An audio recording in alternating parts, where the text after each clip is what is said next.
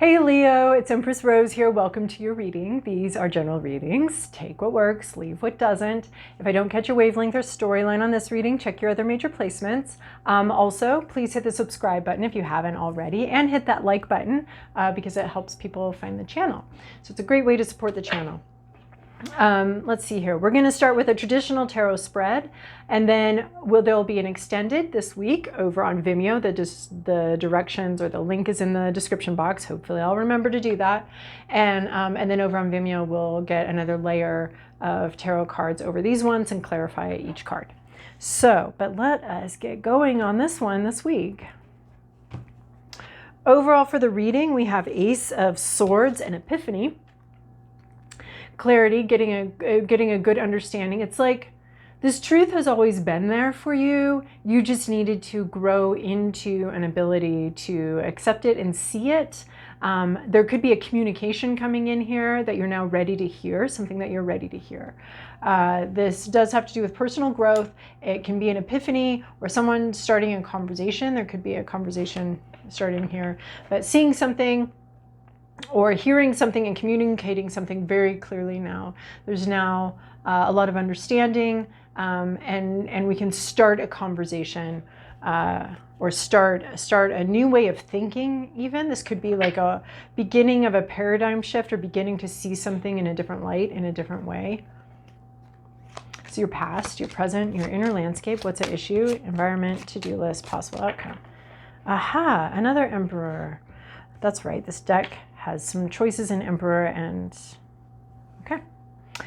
So in your recent past, we have Knight of Wands. Bold communication, brave communication, a little bit rash, a little bit reckless possibly. I mean, if you're the mom sitting here watching this, you're like, oh my gosh, cannot believe this is her hobby. But if you're the person doing it or the coach, you're like, yeah, that was good. That was good. That's exactly what you need to do. So there may be some mixed feelings about some of this communication. Our knights communicate, and our wands are passionate, maybe creative, maybe a little sexual. That's all kind of in a similar spot in our psyche. So the wands embody that whole idea here. So encompass all of those possible possibilities. But this is communication. This is movement. It was a little bit bold, and someone might have been a little bit freaked out by it, a little bit worried about it. There might have been some showmanship here, some enthusiastic showmanship with this movement, or with this move that was made. It was exciting though, very exciting. Or is. But now we've got the Emperor. We've got some sort of control dynamic going on here. So the Emperor, I never view as sort of the counterpart to the Empress. Oh my gosh, just like, what? Okay. Cancer just got the Emperor and the Empress too, but it was a different Emperor. And you have both. I don't consider them a match set. Some tarot readers would be like, exciting, a soulmate, true love. The Emperor to me is someone who is, it has to do with a control but dynamic. And the Empress is self-controlled and controls only her environment. The Emperor controls other people. So this is a control dynamic here. The Emperor has questions about control. You may be feeling very powerless in a situation, or you may actually be the one pulling the strings and treating others as a puppet. So the Emperor to me has a little bit of a difficult connotation, and I would never see the Empress wanting to be with an Emperor. She's way too independent for that. She does not want to join forces with this controlling force because that would diminish her own power. So that's my thinking behind the Emperor and Empress. I personally don't see them as, I don't ship those two at all. So the Emperor doesn't, in my opinion, the Emperor doesn't care enough about what other people think and feel to really be in a healthy co-creative connection with someone like the Empress. So that's who we're dealing with, or the situation that we're dealing with. There's some sort of institutional control. Somebody has a lot of power and a lot of say in this environment. It could be you. They have the backing of this whole institution. This one isn't coming across as very sinister or very controlling to me, actually. This one's coming across as just like, yeah, I am in charge and I'm gonna ask you to do some things, okay? And you actually can't say no because of my position here in this company, in this business, in this whatever. You're not able to say no to this person. you're a puppet on a string, either or this person can be on a bit of a power trip. This person, though, seems like pretty relaxed with this power trip. Yeah, they may have a lot of power and a lot of control over the situation.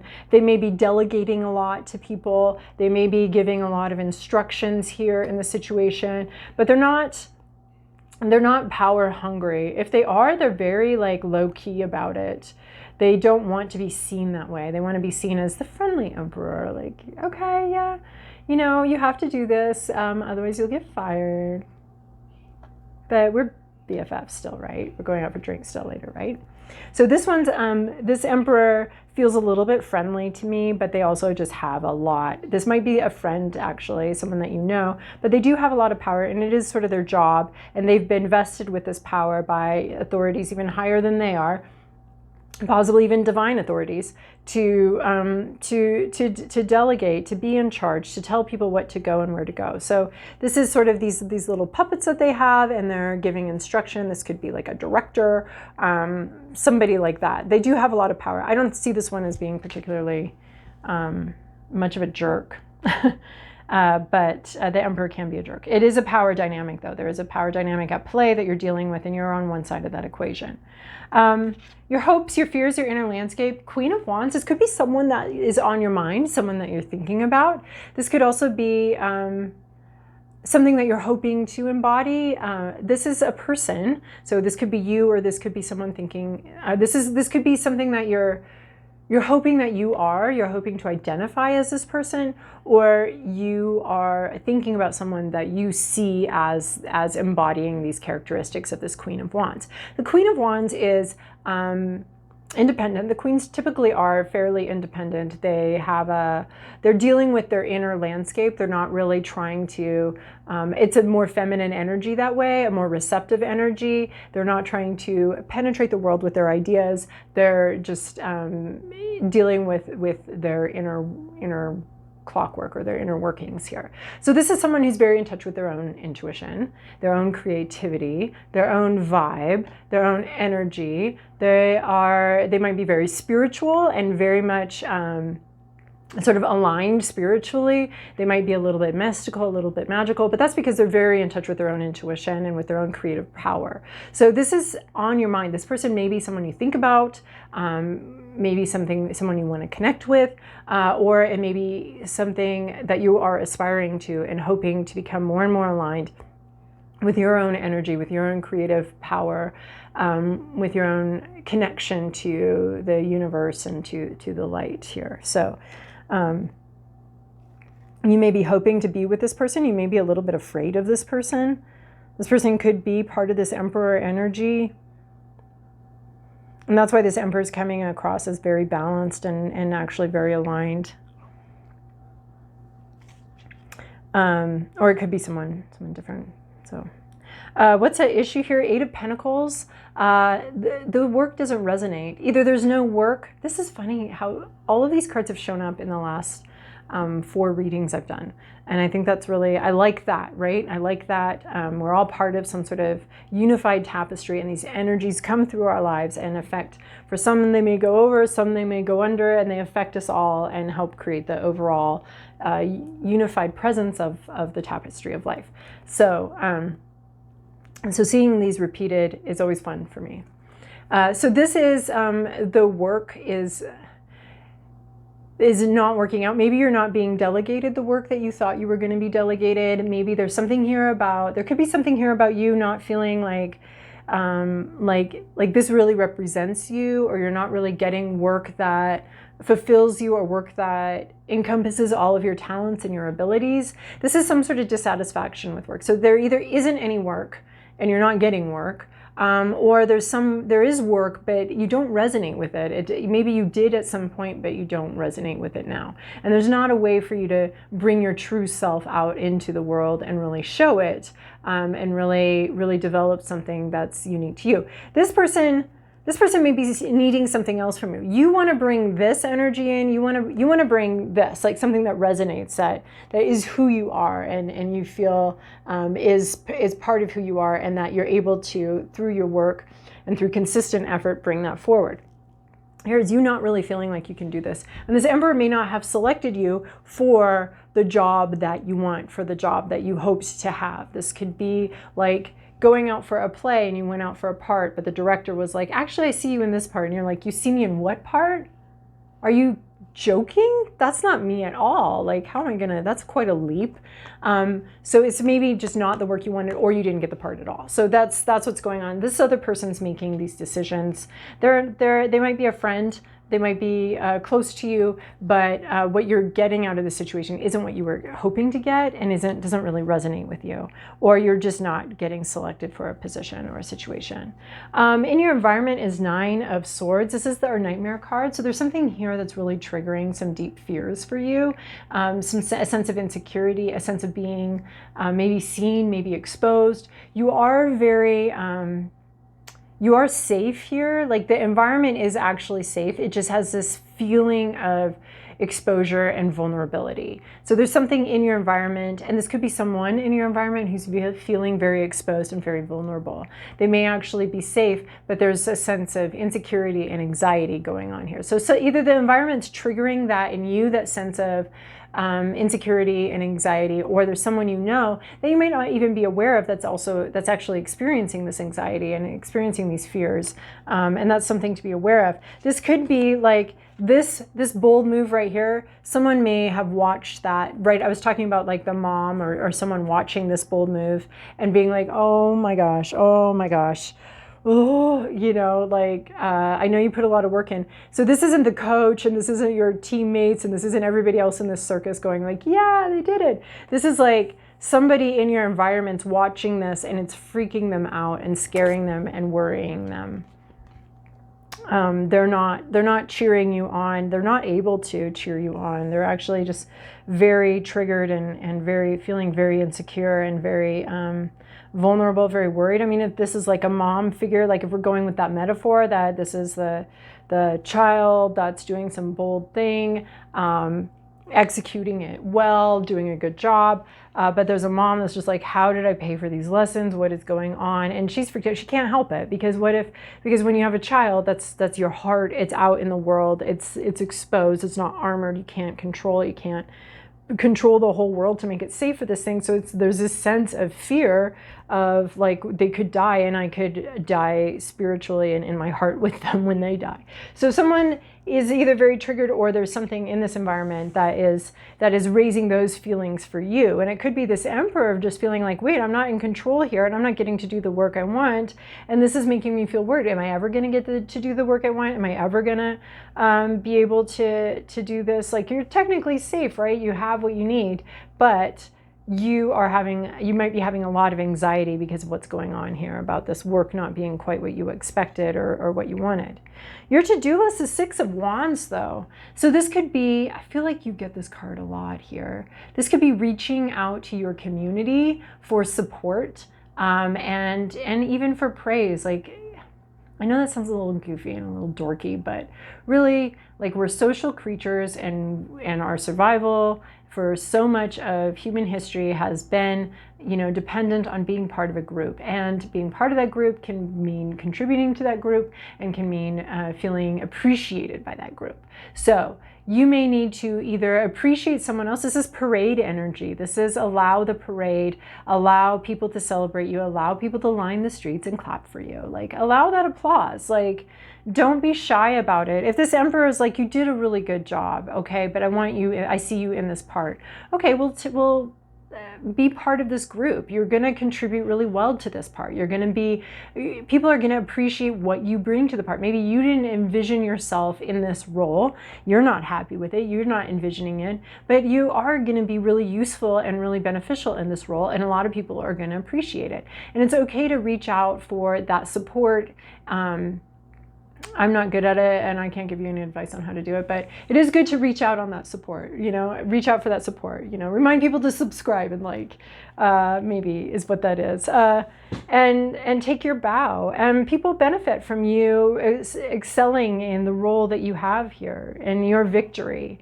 Other people will benefit in that victory. So this is a little bit, I see this as like celebrating other people. Like, if you if you get a big payout, like buying a round for your friends at the bar or whatever, you know, just spreading that around, spreading that your success around, and allowing, like a parade. I find parades very fun. In fact, I wrote a large paper on the history and psychology of parades once in college. It was my thesis, actually. So I'm a big parade fan, so, you know, so give me an opportunity to celebrate you, like, and let me know, like, toot your horn a little bit, and then I'll come up and I'll toot back up for you. I'll be like, yes, give me something to applaud is what it is. So let people celebrate you, give us something to applaud. We love to applaud, we love to clap our hands, we love to be happy, we love to cheer people on. Let us cheer you on a bit. So that's your job, that's your to-do list. Where you're going, possible outcome, feeling really actually much more secure, like going from this insecurity, allowing people to support you and celebrate you, and feeling a lot more secure in the future, feeling abundant, feeling capable, feeling admirable, like you deserve the admiration. You know, not that we don't want this power dynamic in it with the emperor being controlling. We just want, it's almost like there's a shift from this emperor energy, like a friendly controller, to someone who's just got their shit together. They've got their own thing going on. This is the ability to move independently, and a strong sense of security is what I see here. And this is all happening, like your mind is kind of going through this process and developing this process of this strong sense of security, developing a stronger sense of security here.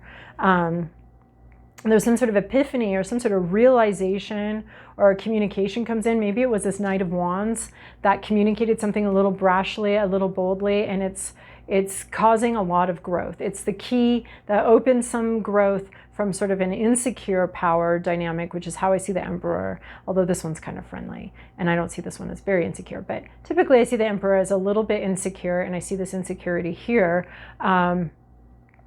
This one's friendly but insecure, and the power that they seek is based off of this insecurity, not feeling like they're quite enough. This is, you know what, people admire you and appreciate you, and shifting from this insecurity to a lot of security, and feeling very abundant, feeling very, I don't even know what that means, like feeling abundant, feeling like you have enough, like you are enough. And that you don't need to be something else, and that you don't need to control other people in order to feel like you're enough, and that you don't need to have this control. And maybe there was something that came in that uncorked you, or got you to a communication that came in here that was a little bit surprising and a little bit upsetting for you, but it's actually opening up this whole path of growth. And you're dealing with some sort of dissatisfaction that you have. Maybe you were doing something and you thought it was the right thing to do, but now that you've gotten this in communication, you're just like, oh, maybe, like, I'm not happy with this situation. I'm not happy with this work.